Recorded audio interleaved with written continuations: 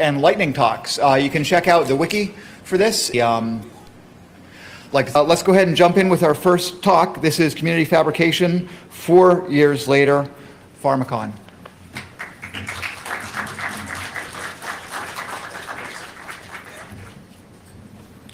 Good morning, everybody. My name is Pharmacon, and welcome to the talk. I use this in my slides, just pulled it off the website as a banner, and I was actually kind of impressed when I got here, and they had the security-style badges. And I don't know, I really think the passport and the badges is a lot, it's an awesome upgrade from the original design. It's bright and early on a Friday morning. It's 10 o'clock. The good people of the world are at their jobs doing useful things. The bad people of the world are still asleep because they were out partying last night. And it leaves me to wonder what kind of people are here at a hacker conference at 10 o'clock on Friday. And I'm going to talk about community fabrication and what a horrible, horrible, fantastic idea it is. So who am I? I'm Far. I'm from Philly. I currently work in New York. I've been in the hackerspace scene for about 4 years. Hope 4 years ago was when I really got into the hackerspace scene, when I really got into, just tooling around and building stuff. I've co-founded a couple of hackerspaces. I was involved in getting both the Hive and the Hackery started in Philadelphia.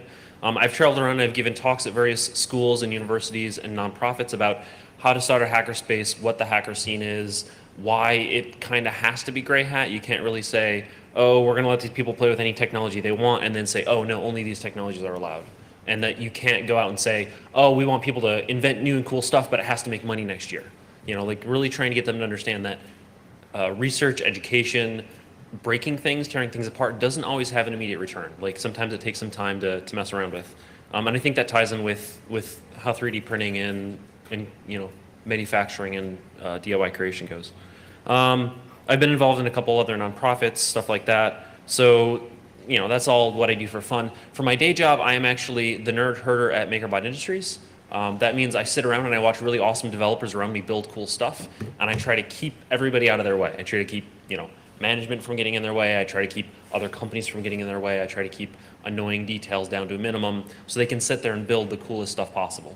And this talk also is entirely just me. It's my rants, my crazy ideas. MakerBot is not responsible at all for this. If I insult you or drive you crazy, you come find me after the conference and throw fruit at me. But this is all my personal point of view. I'm also saying this up front that I might have a bias. I work at MakerBot. I really like what they do. I love the 3D printing community in general, but I can be opinionated, so I may say things that are annoying or wrong, and you can come up and tell me, I'm wrong, correct me. So that's all for that. So I'm going to take you guys on a time warp, right? One of the things that I think is so difficult talking about technology is how much we assume and how quickly we assume it. So I think part of what's interesting about the delta between 4 years ago and this year is a lot of what happened. So I'd actually like you guys to take a second, clear your head. You're in this room. You may have been here. How many people were in this room 4 years ago? Raise your hand. Cool. How many people were in this room 2 years ago? Awesome. Fantastic. So let's go back in time, right? It's not 2012 anymore. It's 2008, right? It's the last hope. This is, let's actually go even more general than that. It's 2008. Obama isn't even president yet, right? Bush is president. The economic collapse hasn't happened yet. All the banks are fine. Everybody's like, oh, housing market, it's just going to keep going up and up and up forever. What else was going on? Large Hadron Collider was just test fired, right? All my physics nerd friends are like, guys, this thing, they're going to find stuff with it. And they have now, but in the past, it was still really cool. And it was the year of the pirates. You guys remember that stuff? 2008, all the pirate hijackings. Anybody? Yes? No? Anything? All over the Middle East, pirate hijackings every year. Everywhere was pirates for Halloween and Christmas. It was great. So anything else? Anybody in the audience? What else happened in 2008? Anybody? Bueller? Okay, whatever. All right, so let's go to Hope in 2008, right? Hope in 2008 was actually a pretty different affair. It was the last hope. They were going to cancel this thing. We were done. They were going to tear down this hotel. We were going to, all come and cry when they tore it down and people oh man, that's the last place we could afford to hold a conference in New York. RFID badges were in, they're out this year, but they were totally in. It was little tombstone badges, they're RFID. We can track you and stuff and things. So that was cool. Mac unibodies were like the fresh new thing. It was like what, OS 10.5 or something. Adam Savage gave the keynote, right? So Adam Savage is like, oh, there's all this cool stuff, and here's the dodo bird I built, stuff like that. Like, it was a different place. Hackerspaces were just getting started. That was the first year they had like the Hackerspace panel where they had people come up, and Nick Farr gave his famous like, your excuses are invalid talk, which is still true, but it's his talk, not mine. So, that's the world we were in, and it's really hard, I think, sometimes to think back because technology moves so fast, we're forced to move with it, and sometimes putting yourself back in that old headspace is hard. So 2008, one of the big news items of 2008 that ties into both the general world and the hacker community was the RepRap, the machine that copies itself. And this came out a few months before Hope, and I was, at the hackerspace in Philly, and we were talking about it, like, hey, this is really cool. And we happened to get a fab at home via Cornell and Evan Malone, and we had one set up at the Hacktory in Philadelphia, and we were playing with it. Somebody's like, oh, you really need to talk about this. You really need to bring this to a conference. You really need to bring up what's going on. And so that's how I ended up getting roped into this. The title for this article is kind of interesting. It's like, Dr. Adrian Bauer doesn't look like an evil mastermind. They never do. Poji, twinkly-eyed, 55-year-old senior. And then I start to think, yeah, that actually does look like an evil mastermind. And it was demoed at the Cheltenham Science Festival in early 2008. So I ended up, because of that, because it was big news, because we happened to have a item donated, I got volunteered to give a talk on community fabrication in 2008. And this talk basically tied together the DIY scene and what was going on with hackerspaces, fab labs, tool gym, stuff like that. It was tying that together with the home manufacturing that was going on. And again, RepRap was just announced. Laser cutters were becoming cool. A lot of places were like pooling money to buy laser cutters. That was like the founding object for a bunch of hackerspaces was, we're going to pool money for this, fabrication equipment. And I gave a talk that basically was talking about like kind of where things were, daydreaming about where they could go and what we might do in the future, and talk about just sort of like the general scope of things. A lot of it was talking about, one I was talking about the echo of library development, where libraries started out with different models from subscription to tax service, and they eventually all came to a model. So there's that fight out to see which model worked best for that community. The Kinkos versus Lugs, at the time, some people were and still are trying to open tool gyms, which is very different than your hackerspaces. One is driven by a company who wants to make some profit and provide a service doing that, and the other is driven by people who maybe don't know what they're doing, but they're really passionate and they're just trying to get the access to technology. Hardware will be as easy as software was a big thing. That was a big discussion point in 2008, was lowering the bar to hardware. Because Arduino was also getting popular. Arduino was also like, oh guys, did you get this? You don't have to worry about AVR dude anymore. It just click a button and it works. And that was, first time access. 3D printing was new on the scene, laser cutting, DIY electronics, all stuff we're still doing now. But then it was a lot fresher. I think that's one of those things where it's hard to look back and have a good context for. So all right, so I'm gonna fast forward to 2012. Hey, you're here, great. Give me the future. Tea, Earl Grey hot. It's great. So yeah, 3D printers are common, right? You can get these things anywhere. Hackerspaces are common. How many people have a hackerspace in driving distance? How many people are a member of a hackerspace? How many people founded a hackerspace? Look at this. This is awesome. This is great. So yeah, I mean, it's not only is this stuff common, but we made it that way. This is ours. Like, we built this stuff, we designed this stuff, we built this community, we put our hours into the hardware, and we're reaping the rewards from that. Yeah, and I don't know, the revolution will be televised. It's also going to be on Twitter. You can follow it at The Revolution. It's really kind of mundane, but it's fun. Like this, I don't know, this stuff is getting attention, which is a lot of fun. So yeah, there's hundreds of hackerspaces. Maker Faire, there used to be, in 2008, there were like 2 Maker Fairs, and now I think there's like 5 official ones. There's about 15 unofficial, community ones. The Make magazine and the DIY scene has exploded. Instructables is no longer the wasteland of people building chairs that it once was. It now has a lot of really awesome Instructables of high quality. At last count, I counted 23 3D printer companies. I could be wrong. I could be like double counting them because people keep buying each other and weird stuff. But and a lot of those are startup. A lot of those are based on RepRap. A lot of those are based on various open source designs. there's Kickstarters and new companies starting all the time. Indiegogo, Kickstarter, some of that stuff is like made breaking into this a lot faster. So we live in a much friendlier world for a lot of these ideas than we did a few years ago. So I'm going to focus for a second on the workspace, what's shifted since then. So 2008, Hackerspace has just started, Hackerspace's panel. There's 5 to 8 spaces, I would say. It was kind of hard to go through and find an exact count. I did check on hackerspaces.org. There's over 200 hackerspaces now. Looking at the map of the US, like overlaying hackerspaces against population, almost everybody is within an hour's drive of a space. Like if you really want to make something, you can drive an hour, find a bunch of friends and say, hey, how do I make this? Or go and say, hey, I'm making this, do you want to help me? Fab Labs have expanded slowly. In 2008, I could find information on about 6 to 10 Fab Labs, and I can find information about like 20 to 30 of them now. A bunch of them are like Tech Shop, where there was a core Fab Lab, and they're starting up different versions elsewhere. Third Ward is like this. Third Ward, is moving into Philadelphia. So that's growing slowly. Tool gyms. Fab Labs are university owned. I have actually found problems finding numbers on the number of university owned shops like that. So. Community and knowledge, I talked about this a couple minutes ago, but yeah, so the ability to access, the ability to go out and find information, even in the last 4 years, is radically improved. I was sort of tooling around trying to look up some different obscure things to see like, oh, if I wanted to build this, what would I get stuck on? And I spent some time, and 4 years ago saying, hey, I want to fix this thing, how do I 3D print a model? You would find like 2 sketchy forum posts that say download this OpenSCAD software and use it, and now there's just volumes of that. So the knowledge and the accessibility of this stuff is increasing every year, and we're in a much better position now than we were a few years ago. 3D printers, this is something I know quite a bit about. So 3D printers basically have come into existence in the last 4 years. 4 years ago, RepRap had just hit the news. It was just, there were a handful of models, everybody wanted to build one. And now there's a plethora of 3D printers. So I'm going to go through a couple of the different sort of families of 3D printers real quick, just to give some folks who might know an idea of how all that fits together. So yeah, 2008, RepRap was about the only option. The instructions were on a wiki. You had to go and you had to source everything and download all of it yourself.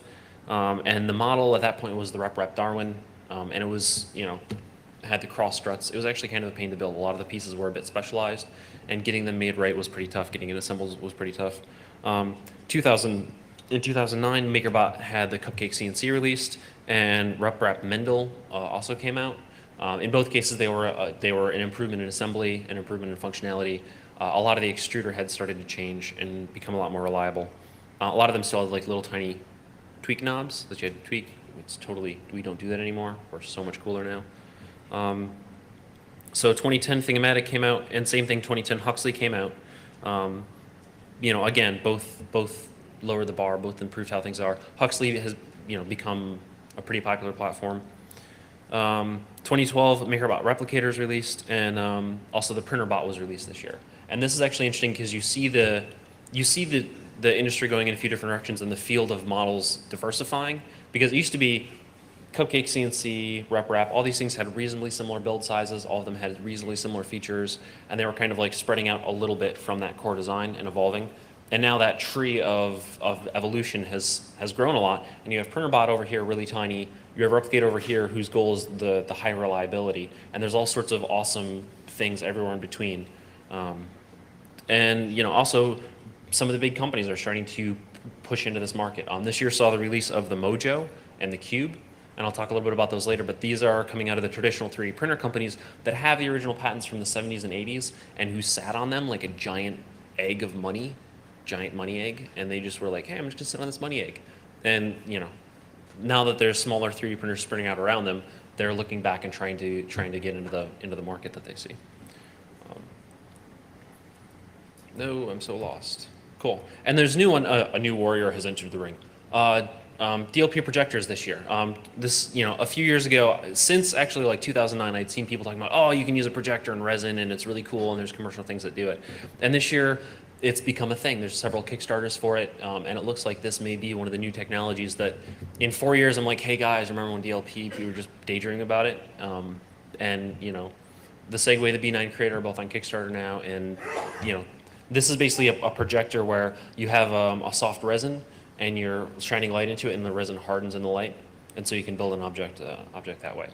So this is a technology that's just coming out. Laser cutters. In the 4 years since laser cutters, they actually haven't changed a whole lot. There's a couple open source laser cutters. The instructions are still hard to find. You still have to source all the material yourself. The Zing still costs $8,000. It cost $8,000 in 2008. It cost $8,000 today. So I don't know if that's a win or loss. But this is one of the things we talked about. There was talk in 2008 that we were gonna, there's gonna be a bunch of open source laser cutter companies, and that hasn't worked out. That's one of the things that we were hoping for that, just happened in a different way. So, another one is like electronics has changed. Doing some research on what has changed in electronics was interesting because there hasn't been a revolution in electronics. It's not like, oh, hey, we had, Atmel, and then suddenly there's this, and now you can just snap your fingers and make things. It hasn't been a revolution, but it has been an evolution. There's bigger processors you can get. There's the Raspberry Pi, the BeagleBones, the Arduinos. So instead of being like, hey, you can only get an AVR, there's actually a family of different things you can get. The ability to like plug it in and get it running within a few minutes instead of a few hours has really improved. But none of this has been brand new technology that nothing is similar to it. It's just been every year it creeps forward. And this was one of the big discussions in 2008 that also didn't pan out. There was a lot of talk in 2008, 2009 about building something in hardware is going to be as easy as software. You're going to get like, you're going to get your Eagle, you'll just drag and drop the thing, and you'll hit auto route, and it'll auto route, and you'll hit auto estimate, and it'll give you a nice little graph of the electronic waveforms. And that really, there's some commercial software that does that, but it hasn't become something that just, nerds in general and hackers in general have access to. So an overview is basically, there's more people, there's more hacker spaces, there's a lot more maker fairs. Everybody's trying to make a 3D printer company these days, which is kind of awesome. So in the end, it's kind of awesome. 4 years ago, I gave a talk here at Hope, and I was like waving my hands and saying, guys, we're gonna do all this cool stuff. And now it's 2012, and I get to give here, like, guys, we did all this cool stuff. There's hacker spaces everywhere. There's the ability to go out and make a plastic object pretty reliably. You can, not every single one's gonna be perfect, but you can design something and have it in your hand hours later. And really, 2008, that was a daydream. That was like, this is the future, and if we can do this in the next 10 years, it'll be awesome. And we did it in 4. I guess, so what's next? So the next section, I'm just going to talk about some of my crazy ideas about what might be next on the plate and where things still could be improved and get worked on. So one is, I think a lot of the community fabrication stuff, from fabrication itself to the community aspect of DIY, stuff like that, is somewhere on this first peak chunk of this awesome timeline of. Do you guys know this? This is really great. This is, man, I'm trying to remember it. Granite's, I think it's Granite's chart. Somebody? Gardner's, thank you. This is Gardner's hype cycle. And you start out with technology trigger, right? And then you get peak of inflation. That's when everybody's writing newspaper articles about it, how cool it is, blog posts. Trough of disillusionment, that's when it gets to Twitter because everybody's angry. They're like, I hate this. It doesn't actually work. Enlightenment, I don't know if that's more slope of like giving up on your expectations or something. And then it's actually useful. And I really think we're still, on all this stuff, we're still somewhere in this first bump. I don't think we've reached the trough on any of these technologies or any of these ideas yet. And I think part of that trough is going to be when we start to realize what's going to fail. Like right now, when you talk to people about 3D printing, it's all about what the cool stuff is. Nobody talks about, here's what's going to go wrong, here's what's going to fail, here's how people are going to get angry, here's the lawsuits. Michael Weinberg has an awesome talk tomorrow, I believe, which is it'll be awesome if they don't screw it up. And they, I think, means Washington, but kind of means us too. But I'll get to that in a second. How many people have read Zitron's book, The Future of the Internet and How to Stop It? It's a good book. It's about how there's basically a push to close down the internet and a lot of its peer-to-peerness. People want to enclose it like they traditionally enclosed shared farming land and privatize it. And he did a good job of spotting early on, like, what's going to happen after that trough, what those failures are. And I do think that, like, you don't see a lot of articles on 3D printing talking about, like, oh, is it equally accessible to people who are well off and people who are poor? You don't see a lot of girls talking about, like, okay, how's this going to get abused? So I think that we're not in that disillusionment yet. Yeah, so later today, later this weekend, Michael Weinberger will be giving a talk that basically recaps this. This is an awesome and fantastic presentation. It's an awesome PDF. You can just go to Public Knowledge and download it. The very long story made short is that, yeah, it'll be awesome if they don't screw it up. Sharing music has sort of become the original sin of the internet. There's all this stuff where they're like, oh yeah, but we want to block file sharers, and they became a boogeyman, and they became a way to say, we want to limit this because of file shares. And one of the things Michael Weinberg focused on is like, they're going to do this with 3D printing. When companies start to see that you can print yourself a little anime character keychain rather than going and paying $8 for it at the comic shop, they're going to be like, oh guys, I don't know if we should allow that. Can we like tell those people to take those designs down and delete them and stuff? And they're going to try to do it. And his point is that we should be thoughtful about this and prepare it ahead of time. So if you don't have a talk you already want to look in that slot, I would like open it up and circle it, Michael Weinberg. It's an awesome presentation. It's as valid today as when he wrote it a couple years ago. And it's basically like what we need to do to defend these new superpowers we have, because they're superpowers and people want to take them away and they want to own those superpowers, themselves. And a lot of this stuff is also the sharp edge of open source hardware. It's a little bit rusty. You can cut yourself on it, but it's open source and you can build your own designs. One of the things that we didn't see 4 years ago that I think will happen in the next 4 years is you're going to see a lot more stuff being built as open source hardware. I think one of the things that's going to cause that is there's so much technology to build on top of. A lot of the reason Linux has gotten into so many devices is because as a developer, as an engineer, you look at it and you're like, oh man, I can save 2 years by using this platform. But if I do save those 2 years, those 2 years will cost me sharing this information in the future. And there's kind of a Faustian bargain there, where like you're giving up your future entitlement to privacy and to your intellectual property in exchange for leveraging all this to get there. So I think one of the things that has happened is, driven a lot by 3D printers, is that open source hardware has become more of a norm. There's more and more tools out there. There's more and more boards out there. And as people build on top of that, they're going to be forced to open source their hardware. And like Linux, is going to snowball. And hopefully it'll get to the point where there's just libraries open source part. And it's so tempting to just use that to get a jump start that people will choose to use that and then kind of be leveraged into joining the community. Even if their short-term economic interest isn't there, the long-term overall better quality of life and the big economic picture will support it. So I think that open hardware is going to be one of the big things that shifts in the next few years. Another thing I think is really interesting about this that's going to start changing is the marginal cost of functionality. It's kind of interesting when you're manufacturing hardware. Most things, if you're making 1 million iPods, the real cost is the marginal cost of the iPod. It's the n+1th iPod, what that costs versus the nth iPod. And all of the engineering, all of the design becomes, it's a margin of error. It's like it disappears into the decimal points when you make 1 million of them. The weird thing is, on the total opposite side, software is the exact opposite. Software, it's the marginal cost of new features, because when you copy that CD, when you email a PDF to someone, when you zip up that, copy of Ubuntu and put it on a flash drive and throw it to your friend across the room, that copy is basically free. And the real cost is all the setup costs and all the design costs and all the build costs.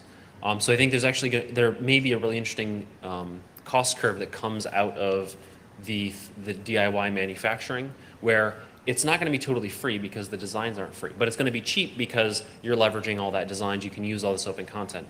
But at the same time, it's still going to cost you materials. So I think both of those curves are very simple hockey-shaped curves, and I think a lot of the 3D printing, a lot of the DIY manufacturing curves are going to be a more complex, a more complex equation to figure out, is this worth it, is it not?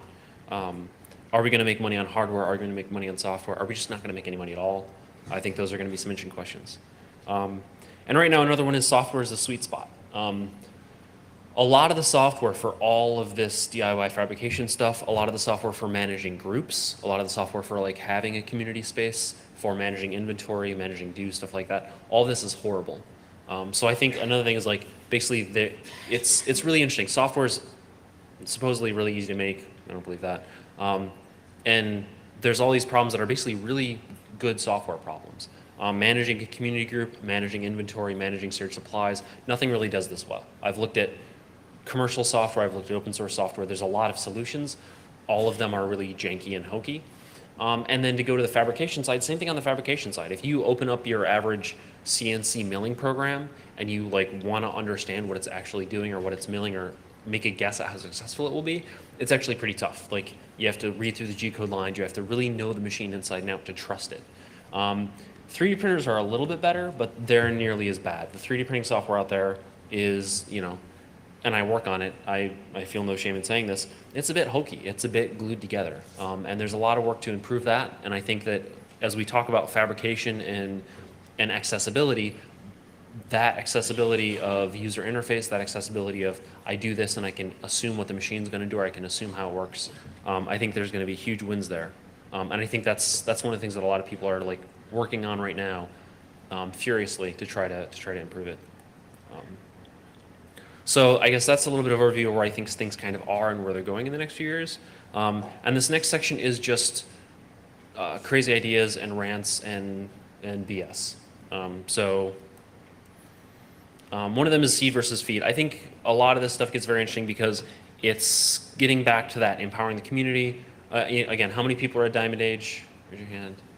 How many people read A Young Nearly's Illustrated Primer? Raise your hand. How many people know that they're the same book? Raise your hand. How many people are asleep? Raise your hand. There we go, great.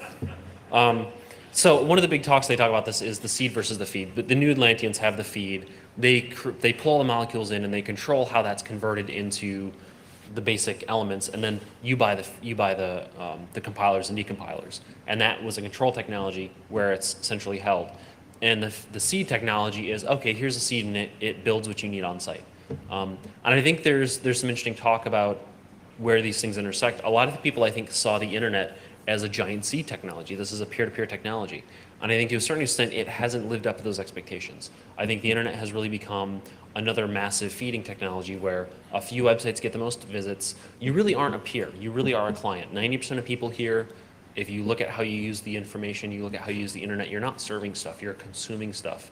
And you're not a peer with anything, you're just this little guy trying to, compete against CNN or trying to set up your little web server that will never be as good as a big guy. So I think that, I don't know, I think there's some interesting things to talk about in this.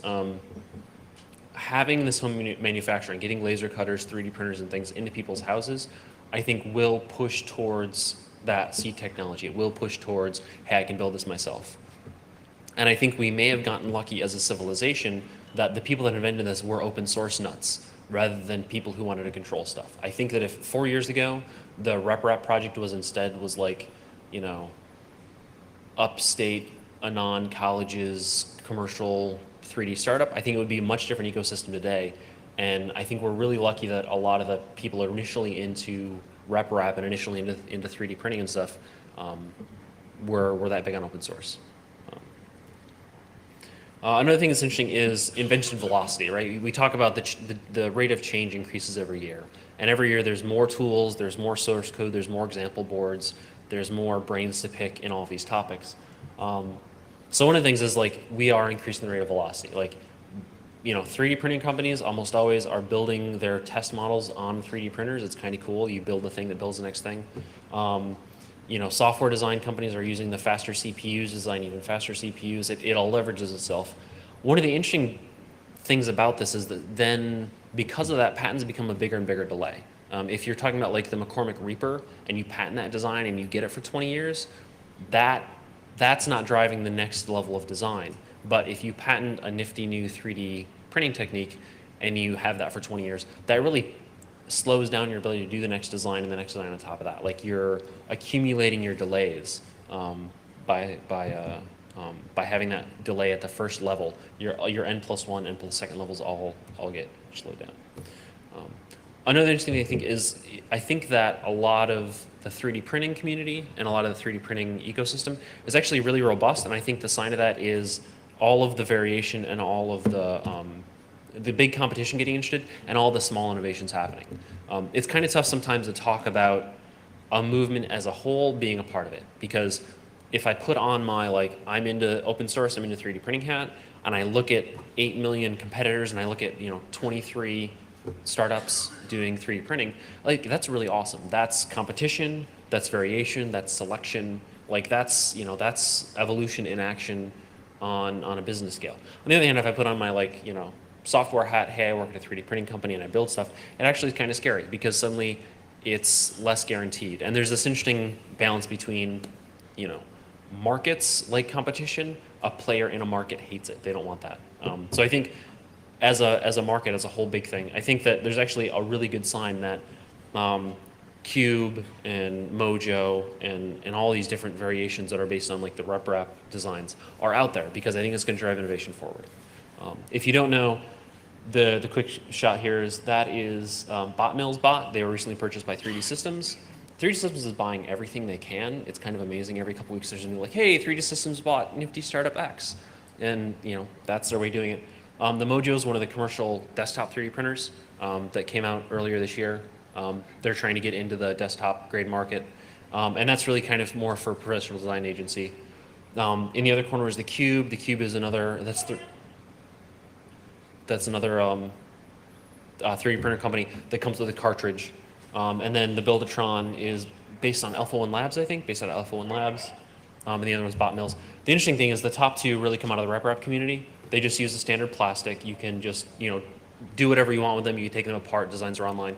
And the bottom two really come out of the commercial world. And you can tell just from their designs. Like these guys have like sealed cartridges. They have like magic fluid that you use to wash things off. Like everything is proprietary. Everything is like the ink cartridge based system where do you really know if your ink cartridge is empty or not? No, but the little light says change it. So you buy another $100 ink cartridge and, you know, it's just interesting to see the assumptions and the designs that people generate are very much based in, you know, their ideology and where they're coming from. Another interesting project in this line is the Global Village construction set. This is a really cool project. They're trying to build everything you need to basically build up a civilization. And they're trying to have forklifts and trucks and brick makers and bread ovens, things like that. And there's several really cool things about this. And one is it's an attempt to take this model and take the open source model and put it out onto all sorts of types of products and types of projects. I think one of the interesting things is what projects they've picked and what they haven't. I think they've done a really good job of picking some of the big equipment. But if you really look at the things that have saved human time, water, like getting access to water has been one of the biggest time savers for humanity.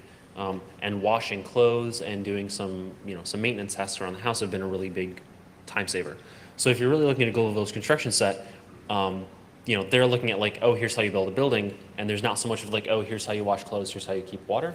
So it's just interesting to see what focus happens in these different groups.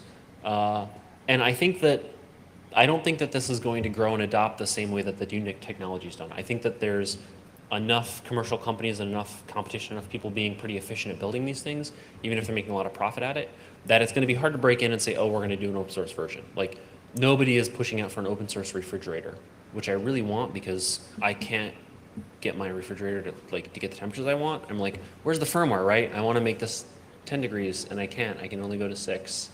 But it's interesting that only new technologies I think are really going to benefit from this shift towards open source. And I think it's going to be hard to go back and do what Global Village Construction Set is doing, is they're trying to push this back into existing industries and existing products. And I think that's harder than anybody initially thought it would be. One thing I also think is interesting to talk about with this is like, why didn't this happen before? Creating this talk and going through this stuff, I was looking at a lot of stuff, and frankly, a lot of what we have and a lot of the technology here, it isn't rocket science. A lot of the open source projects are not something that you need 6 years of education to do. Like a 2-year degree can really teach you enough to do most of this stuff. And you know, it's just interesting that it took this long. A lot of the technology that is driving open source right now, you know, the laser cutters, some of the 3D printing stuff, a lot of the circuit design, a lot of the accessibility, like it's been around for years. And it's really interesting to me, like why this never happened before. And I don't think it was just patents. I think there's something about the access to knowledge and the ambient information that you can draw on, and the ability to say, I need to learn this. I don't need to go out and hunt it down. I can sit at my computer and you know, and mess around and dig it up little by little, piece by piece. Like there's something about the graspability that I don't think has anything to do with the legal climate. I don't think it has anything to do with the actual difficulty of the technology. I think it has a lot to do with how we share information, how we access it. And I'm curious if anybody has a good theory. I'd love to hear it. Like why this took so long to take off and why this didn't happen before. So yeah, so computing fabrication 2016. So based on sort of the crazy ideas aspect of it, this is kind of what I'm guessing where things are going to go, and I'm just guessing. I don't think DIY spaces are going to be a solve all. I think a lot of people right now are really into hacker spaces, or really into DIY spaces. I think they bring a ton to a community, but I see these efforts like, oh, local village library is going to set up their own hacker space. I think that's awesome. I think they should do it, but I also think that a lot of them have overzealous ambitions for what that could become. So I think a lot of spaces are going to level off, and they're going to reach their level of activity that will become their level of activity. A lot of them are still like, they get really busy and then they slow down, then they get busy again. I think that's going to become just another project, another community group people get involved in. And I think some of the funded versions are going to get defunded. I think some people went out to nonprofits, some people went out to groups, and they had these big visions of everyone in town will learn how to solder. And I think in the next 4 years, people are going to realize that's not everybody needs to learn how to solder, and everybody wants to learn how to solder. So I think it's going to level out. I also think it's interesting because I think it's becoming a maker culture rather than a hacker culture. I think a lot of the space I think was driven by hacker spaces. I think hacker was a part of the terminology, hacker was a part of the goal, and it's been interesting over the last 4 years to watch the hacker get dialed down and the maker get dialed up. And I think there's good and bad in that, and I could go on for a long time, but I do think I think every year I see that the hacker component of that turn down a little bit and the maker component of that turn up a little bit. 3D printing, I actually think 3D printing is going to get interesting in the next 4 years, especially for people that make money from like lawyers and stuff, because I really think that, so, there's the old saying, first they ignore you, then they laugh at you, then they fight you, and then you win. I think there's somewhere between ignoring and laughing at. And I think the fight is going to be couched largely in legal terminology. I think a lot of places are going to go digging through patent pools and trying to push this out, and I think it's going to slow down innovation. I worry a little bit about a lot of the new 3D printer companies are going to see the legal game and want to play it, or have to play it, be forced into the position where if they don't get into patents, if they don't deal with that, they're going to need to. And I think that's kind of unfortunate. I think that a lot of the innovation happens when you can move as quickly as possible and you don't stop the engineers to check with the lawyers every now and then. But I just think it's a necessity. So I think 3D printing will do that. Yeah, I think there's going to be feature fishing. I think people are going to go out and they're going to set out patents that are going to say, okay, we're going to build these features in the next couple of years, and we need to protect it. And I think this happens in all kinds of industries, and I just think that's going to be a side effect of 3D printing growing, is that it's going to happen. Companies are going to have to do that to keep surviving, and it's part of it. And I do think in 4 years we're still going to be looking for the killer app. Like, there's a big discussion of like, we need to get that thing that proves this is something you need in your garage. We need to have something that says, this is why you're going to brag about this at the barbecue, and your neighbor Ted is going to be like, oh dude, I got to get one of those because the Andersons have one, I have to have one too. I don't think we figured that out, and I don't think we'll have figured it out in 4 years.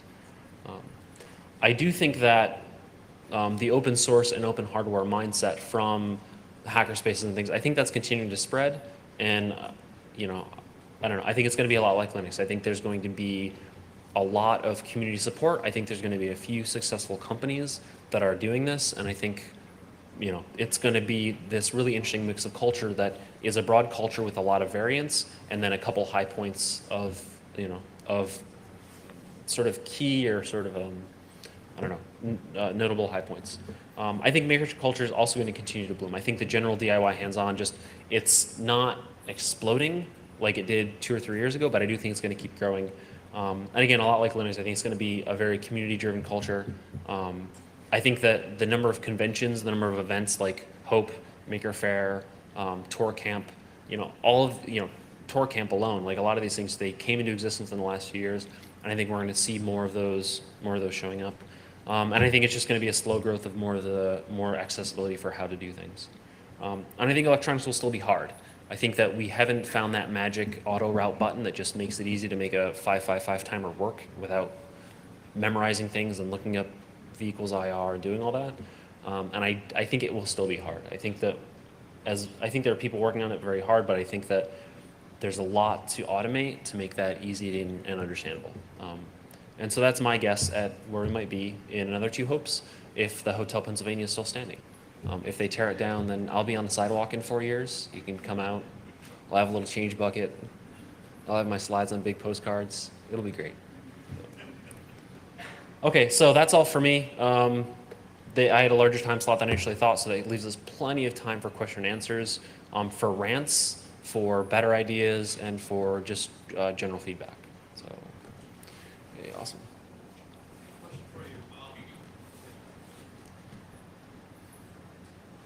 You talked a lot about the 3D printing and the open source parts that people are going to be able to, download and then make. But what about the reverse engineering aspects, and how do you feel like things like laser scanners and other things that capture, fit into this whole thing? I think that's a really great point. I think that, so I think laser scanners are really awesome. There's a lot of work being done on them this year, and I think last year was sort of the start of the ramp up, ever being like, okay, I can finally print reliably. Now I want to be able to import reliably, and that's being worked on really, really furiously.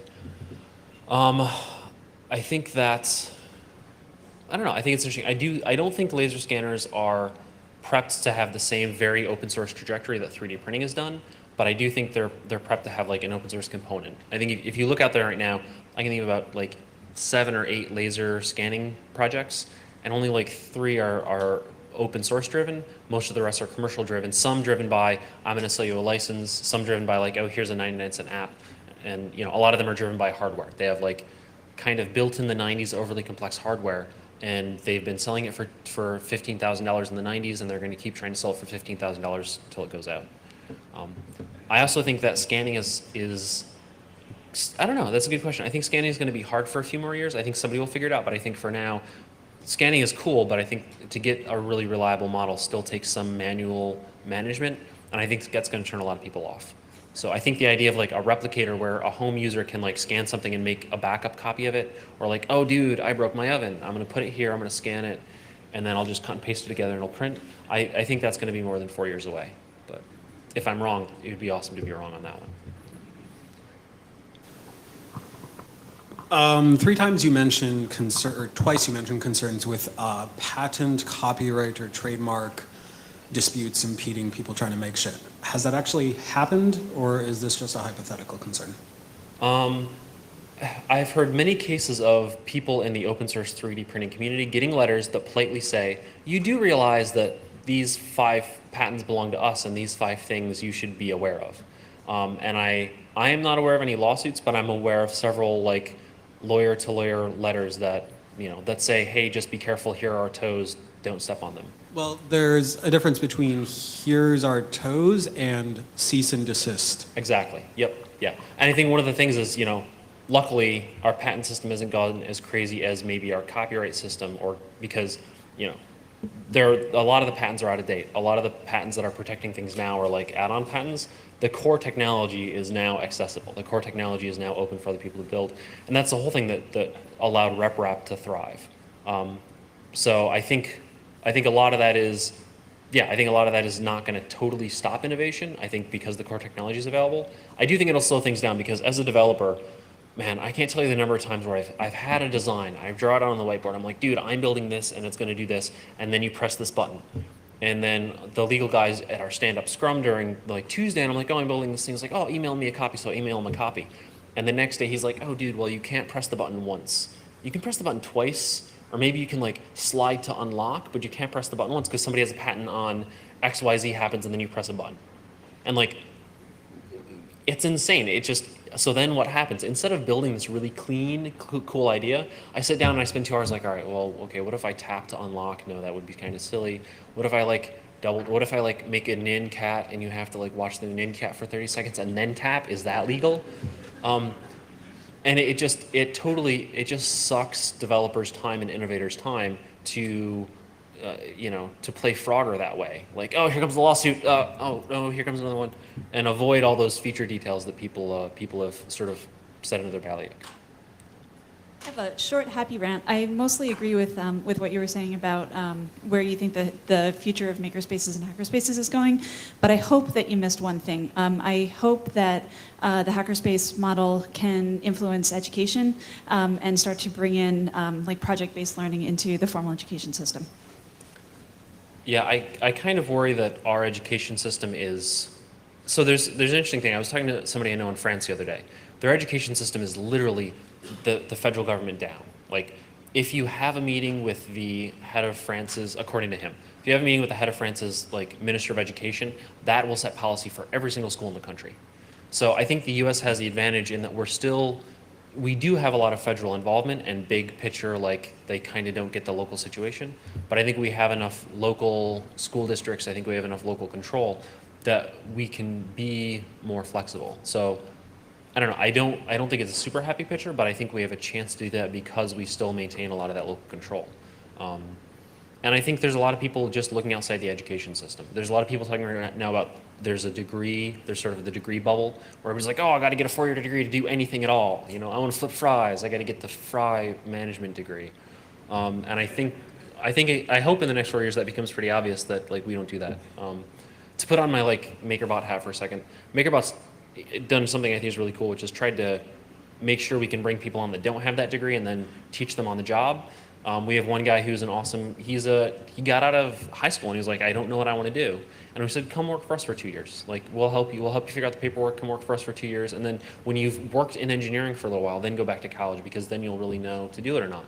And I think that apprenticeship model is coming back into style. And I think that's going to get a lot of people who by the time they get to college, they'll know what they'll want rather than just like flailing around and trying something. So you talked about hacker spaces becoming more of maker spaces, and you said it with kind of a negative tone. I'd love to hear why you think that is the case. I don't think it's a negative tone. I think this is a hacker conference, and I think to talk about build any project, I don't care what it is, as long as you're not hurting someone, has sort of been a hacker mentality. To be like, this is gray hat, this gets a little sketchy, but I'm going to do it anyway because it's interesting, I think is the hacker mentality. I think the maker mentality is more of like, okay, we need accessibility, like we need understandability for this. And the maker model is more of like, okay, you know, you need to build your cool awesome thing, but then you need to also document it well and post it online and care about not that you found those 8 other people in the US that understand this project and can feed you back, but care about like how many hits did I get from getting this posted to Makescene. And I think it's cool. I frankly think both models are interesting. I just think it's a shift from one style to a different style. So in this whole 3D printing world, the biggest name that's like kind of paid attention to it is Autodesk. And they're like trying to make tools that are really accessible and really easy to use for consumer market. How do you feel that like this large company kind of encroaching on the hacker, maker, 3D printing world is going to affect the open source forwarding? So I actually think it's the opposite way around. I think we're encroaching into their world. Yeah, of course. Yeah, and I that's think why they're coming back. Yeah, exactly. I think it's going to be interesting to see how they defend what they thought was their territory. And I don't know. I'm not an idealist. I'm not going to say that open source programs are perfect and fantastic. I'm not going to say that's the right thing to do. I do think that, especially in software, you can accumulate the advantage of open source and in a way that, you don't have to pay as many salaries, you don't have to pay as much for open source. Open source can slowly creep into an area, and it doesn't have to win it. It just has to have enough competition to drive innovation, drive new ideas. I guess let me put it another way. I'm not into open source because like, oh, open source wins OMGs, whatever. I'm into open source because I see what things like Mozilla has done, getting the browser wars kicked back off, getting new browser features. I mean, like Mozilla Corporation came out of nowhere, took a market that was a pseudo monopoly, and like just by being there and doing something and trying, brought the barrier of accessibility, brought the barrier of features, like made everything better just by saying like, oh yeah, here's your competition, they're crazy, they're going to keep working on this whether they win or not. So I think that I don't think Autodesk or those companies are going to go away. I think they're going to become more accessible, and I think now that they're going to have some more interesting competition, it'll force them to be more fit in a lot of ways. I sort of see it as a giant dinosaur ecosystem. You have like Autodesk, like big thing, and then you have like these little Velociraptor open source like 3D printing companies. You have an open SCAD over here, and it's like a little triceratops. It's got this big frill and looks kind of cool, but it's, you know, it's mostly just a big, giant, awesome frill. Because open SCAD, you can make giant, cool frills like that. So anyway, so, you know, it's an ecosystem, and by having the different players, you end up making everything run better. Hi, sort of related to the previous question. You mentioned a lot of software as in milling software or managing software, but where do you think we are in terms of CAD and drafting software? Like, what's like the most hopeful project in that respect? For me, the most hopeful project is OpenSCAD and trying to get people to like build plugins and extend that.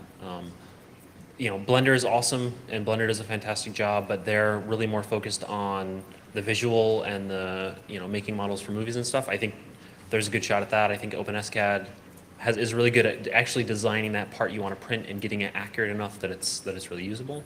And like the gentleman was saying, I think that there's also commercial software is going to start making that interface a lot easier. But yeah, so I think OpenSCAD and Blender are the two that I think are going to be software utilities that, you know, will make that more accessible and easier to use.